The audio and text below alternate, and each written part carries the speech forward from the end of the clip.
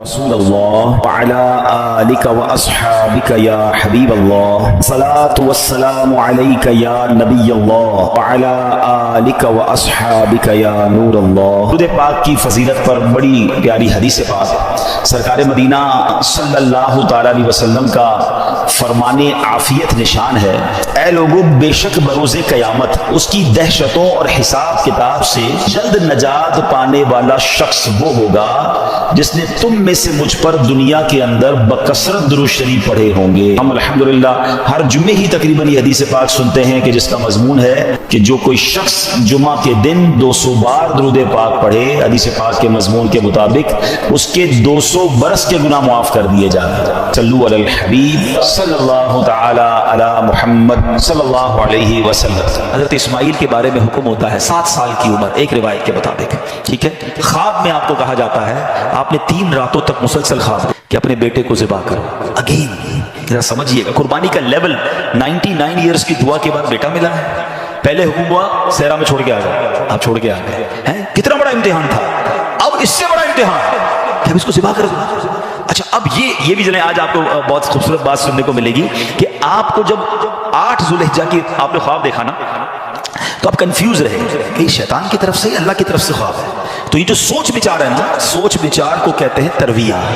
تو جو 8 ذوالحجہ کا دن ہے اس کو یوم الترویہ کہا جاتا ہے۔ اس کی وجہ یہ ہے ایک بار پھر خواب آیا تو آپ نے یقین کر لیا کہ یہ اللہ کی طرف سے حکم ہے، تو اس لیے 9 ذوالحجہ کو کیا کہا جاتا ہے؟ یوم عرفہ۔ عرفات کہتے ہیں پہچان کا دن۔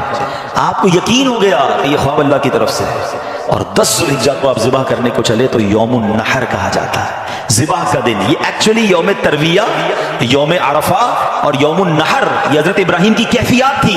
اچھا اب آپ نے کمال یہ کیا کہ جب آپ کو یقین ہو گیا نا، آپ نے اپنے بیٹے سے بھی پوچھ لیا کہ بیٹا مجھے اس طرح خواب آیا، تم کیا کہتے ہو؟ 7 سال کا بیٹا ہے، ایک روایت کے مطابق ان کی 10 سال عمر ہے۔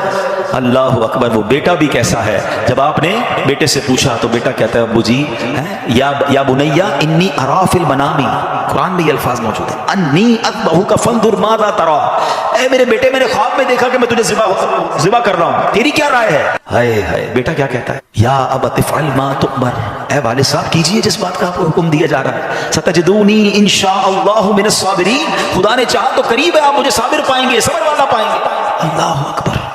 اور ایسا ہی ہوا، آپ اپنے بیٹے کو لے کے جا رہے ہیں، آپ نے اپنی بیوی حاجرہ کو کہا اس کو تیار کر دو میں کہیں لے جا رہا ہوں، بتایا نہیں ماں کو، انہوں نے بڑا تیار کیا۔ آگے گئے تو اب شیطان اتنی بڑی قربانی کو کیسے ہضم کرتا، فوراً گیا بی بی حاجرہ کے پاس، ہے حاجرہ پتہ ہے تمہارے شوہر کہاں جا رہے ہیں آپ کے بیٹے کو لے کر؟ کہاں جا رہے ہیں؟ کہ ذبح کرنے جا رہے ہیں۔ کہ نہیں وہ تو کسی سے ملانے لے جا رہے ہیں، تیار کر کے لے گئے۔ کہ نہیں وہ ذبح کرنے جا رہے ہیں۔ کہ باپ بھی بیٹے کو ذبح کرتا ہے؟ بی بی حاجرہ کہتی ہیں۔ اب شیطان کہتا ہے کہ ہاں اس لیے کر رہے ہیں کہ اللہ کا حکم ہے۔ کہا اللہ کا حکم ہے پھر ٹھیک ہے میں راضی ہوں۔ ہائے ہائے ہائے، رب کا حکم ہے نا، کیسی ماں تھی، کہتی پھر میں راضی ہوں۔ شیطان کا ادھر بس چلا نہیں، حضرت اسماعیل کے پاس کہا بیٹے تمہیں پتا تمہارے ابو کہاں لے جا رہے ہیں؟ ابو کہیں لے جا رہے ہیں مجھے، کہ تمہیں ذبح کرنے لے جا رہے ہیں۔ کہ کوئی باپ بھی بیٹے کو ذبح کرتا ہے؟ کہا ہاں اللہ کا حکم ہے، اللہ کا حکم ہے پھر میں بھی راضی ہوں۔ سبحان اللہ۔ اب جب حضرت اسماعیل نے حضرت ابراہیم کو پتہ کیا کہا کہ والد صاحب اب آپ ذبح کرنے لگے ہیں، 2-3 میری گزارشات ہیں، ذرا اچھے طریقے سے باندھ دیجیے، کہ ایسا نہ ہو کہ جب مجھے آپ ذبح کریں تو میں زیادہ تڑپوں تو میرے خون کے چھینٹے آپ کے کپڑوں پر گریں گے تو آپ کے کپڑے خراب۔ چھری کو ذرا تیز کر لیجیے گا تاکہ مجھے تکلیف کم ہو، مجھے الٹا لٹا کے ذبح کیجیے گا تاکہ آپ میرا چہرہ نہیں دیکھ سکیں، اور ہاں یہ جو میرا کرتا ہے نا میری ماں کو دے دیجیے گا تاکہ اس کو بیچاری کو تسلی ہو جائے۔ کیا دنیا نے ایسی قربانی دیکھی ہے؟ ناظرین عید کا شاندار تحفہ آپ کو دینے جا رہا ہوں، ایک بڑا ہی مختصر بہت شارٹ وظیفہ ہے مگر کمال کا اجر ہے۔ عید کا دن بھی نیکیوں میں گزاریے۔ وظیفہ کیا ہے؟ جو شخص عید کے دن 300 مرتبہ سبحان اللہ و بحمدہ پڑھے اور تمام فوت شدہ مسلمانوں کی یعنی جو دنیا سے چلے گئے مرحومین ہیں ان کی ارواح کو، ان کی روحوں کو ایصال ثواب کرے تو ہر مسلمان کی قبر میں 1000 انوار داخل ہوتے ہیں، اور جب یہ پڑھنے والا خود مرے گا تو انشاءاللہ اللہ کی رحمت سے اس کی قبر میں بھی 1000 انوار داخل کیے جائیں گے۔ سبحان اللہ و بحمدہ 300 بار پڑھنے میں بہت تھوڑا وقت لگتا ہے، انشاءاللہ مرحومین کا بھی بھلا ہو جائے گا، پڑھنے والے کا بھی بھلا ہو جائے گا۔ امید کرتا ہوں اس عید کو یہ وظیفہ ضرور کریں گے اور اس میسج کو بھی عام کریں گے۔ اب سنو، حضرت ابراہیم نے بالکل ویسا ہی کیا، آپ کو باندھ بھی دیا، آپ کو لٹا بھی دیا ہے، اور آپ نے چھری چلا بھی دی۔ چھری کا کام کاٹنا ہے، اللہ چاہے تو چھری نے کام نہیں کرنا نا، آپ نے اپنا کام پورا کر دیا، وہ تو کر چکے جو کرنی بشر کی ہے۔ مگر پھر کیا ہوا؟ سبحان اللہ، یہ امتحان ختم ہوا اور اب آسمان سے آواز آئی. حضرت ابراہیم بالکل اوپر بیٹھے ہیں اور چھری چلا رہے ہیں, تو اوپر سے آواز آئی سبحان اللہ, اللہ اکبر اللہ اکبر.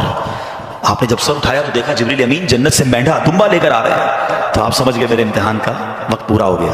بے شاختہ آپ کی زبان سے نکلا لا الہ الا اللہ واللہ اکبر. تو حضرت اسماعیل تو نیچے لیٹے ہوئے تھے, وہ بھی سمجھ گئے کہ لگتا ہے ہمارا امتحان پورا ہو گیا. وہ کہتے ہیں اللہ اکبر وللہ الحمد. یہ جو عید والے دن تسبیح پڑھتے ہیں نا, کیا یونیک تسبیح ہے, کیا یونیک تکبیر ہے. کن تین شخصیتوں کی زبان سے نکلا ہے. پہلا پارٹ حضرت جبریل کی آواز میں is the middle part of that تکبیر حضرت ابراہیم نے ادا کیا ہے, اور آخری حصہ ہے حضرت اسماعیل کی زبانی. ذرا سوچو تو صحیح کیسا منظر ہوگا. ذرا مل کے تکبیر پڑھیں اور اس منظر کو یاد کریں. اللہ اکبر اللہ اکبر لا الہ الا اللہ واللہ اکبر اللہ اکبر وللہ الحمد. اللہ اکبر اللہ اکبر لا الہ الا اللہ واللہ اکبر اللہ اکبر وللہ الحمد. ہمارے بچے, ہماری فیملی قربانی کو ہم نے فیسٹیول بنا دیا ہے. گائے آ رہے ہیں, بکرے آ رہے ہیں, انجوائے ہو رہا ہے, گھوم آ رہے ہیں, پھر آ رہے ہیں, اور پھر باربیکیو پارٹیاں. کبھی تو یاد کرو یار کیا ہوا تھا, یہ کیوں کر رہے ہیں قربانی, یہ کیسی قربانی کی داستان ہے. کب بتائیں گے ہم, کب اس کو سوچیں تو صحیح. ہمیں خدا کی قسم ایک بار کہ ان کو ہمیں زندگی میں اگر ہمیں بھی یہ کہہ دیا جائے کہ چلو ہر سال نہیں, زندگی میں ایک بار آپ بھی اپنا ایک بچہ ذبح کرو, کیا حال ہوگا. کتنی بڑی آسانی ہے. بکرے کاٹو, گائے کاٹو, خود ہی کھاؤ, انجوائے کرو. شریعت نے کتنا آسانی کر دی ہم پر, لیکن اس قربانی کو تو یاد کریں نا. پھر اس سے سیکھنے کو کیا ملا کہ یہ وہ لوگ تھے کہ جن کی ان واقعات کو پڑھ کر کبھی تو احساس ہو یار کہ کبھی مال کی قربانی دینی پڑے تو میں حاضر, کبھی وقت کی قربانی دینی پڑے تو میں حاضر, کبھی اپنی خواہشات کی, اپنی ڈیزائرز کی قربانی دینی پڑے تو میں اللہ کے لیے دوں گا. اور اللہ وہ دن لائے جب جان کی قربانی دینی پڑے, تب بھی اب پیچھے نہ ہٹے کہ یا اللہ جان بھی تیری ہے, تو نے تو دی نا جان ہے, اللہ میں راضی. بھائی میری نظروں سے اوجھل ہو گئے. سبحان اللہ سبحان اللہ. دو بڑی اہم باتیں پتہ چل رہی ہیں اس سے.